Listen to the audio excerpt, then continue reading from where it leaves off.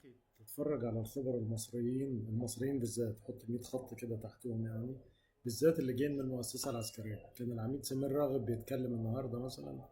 تشوف واحد فاهم راسي، عارف كويس أوي الدنيا جاية منين رايحة فين، وضع إيران إيه كقوة من قوى المنطقة، وضعنا إيه كقوة من قوى المنطقة. هم أكبر شوية، إحنا عندنا قوة شوية. إحنا مش خايفين، هم مش خايفين. مين اللي المفروض يخاف؟ المفروض إزاي نرتب الدنيا؟ ازاي المفروض نفكر نبقى كلنا ايد واحده، ما نبقاش كلنا ضد بعض، ولا اللجان بتاعت الصهاينه تكسر ما بيننا وتوقع دلوقتي وفتن وكده. ده سني ده شيعي، لا ده مسلم ده مسيحي. لا ده تكسير للمنطقه بتاعتنا كلها اللي بيحصل ده دلوقتي، من اللي ماسكين الحضاره الغربيه هناك، واحنا كلنا حضاره شرقيه. فممكن نعمل اتفاقات مع بعض ونعيش عادي. الكلام اللي انا عمال احكيه بقى لي 30 سنه ان احنا اربع قوى في المنطقه: مصر، ايران، دول حضارتين قدام قوي من زمان.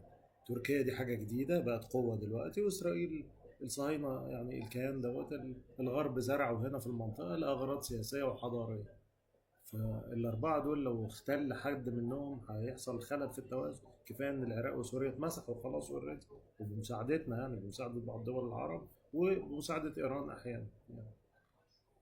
تسمع كده كلام ناس عاقلة وناس راسية، تفهم منهم كده الدنيا رايحة فين. السلاح تعرف كويس قوي ان ده رغم ان هو طلع من المخابرات، انما بص هو بيحلل السلاح بتاعهم مثلا بتاع ايران والقوة بتاعتهم ايه، والسلاح تعرف كويس قوي ان احنا مش ناس نايمة ولا واقعة ولا. لا لا.